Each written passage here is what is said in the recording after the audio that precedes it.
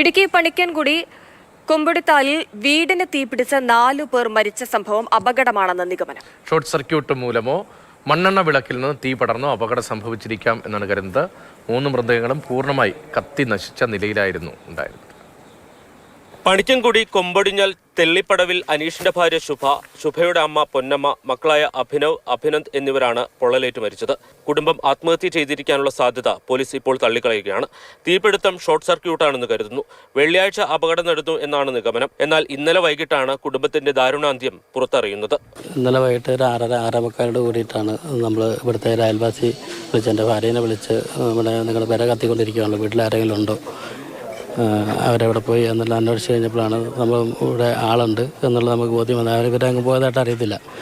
അപ്പോൾ തന്നെ ഞാൻ വണ്ടി വിളിച്ച് ഇവിടെ വന്നു. ഇവിടെ വിളിച്ചപ്പോഴത്തേനും അയൽവാസികളെല്ലാം കൂടി ഒരു കുട്ടീനെ പൊള്ളലേറ്റ നിലയിൽ അടിമലേക്ക് കൊണ്ടുപോയിരുന്നു. ബാക്കി ഇവിടെ വന്നു കഴിഞ്ഞപ്പോൾ 1-2 ബോഡി ഇവിടെ കിടക്കുന്നത് കാണാൻ പറ്റി.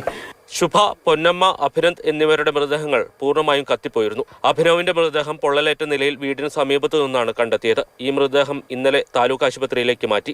മറ്റുള്ളവരുടെ മൃതദേഹ അവശിഷ്ടങ്ങൾ പോസ്റ്റ്മോർട്ടത്തിനായി ഇടുക്കി മെഡിക്കൽ കോളേജിലേക്ക് കൊണ്ടുപോയി. സംഭവത്തിൽ പോലീസ് അസ്വാഭാവിക മരണത്തിന് കേസെടുത്ത് അന്വേഷണം ആരംഭിച്ചിട്ടുണ്ട്. ഫോറൻസിക് ഡോഗ് സ്ക്വാഡ് എന്നിവരെ എത്തിച്ച് പരിശോധന നടത്തി.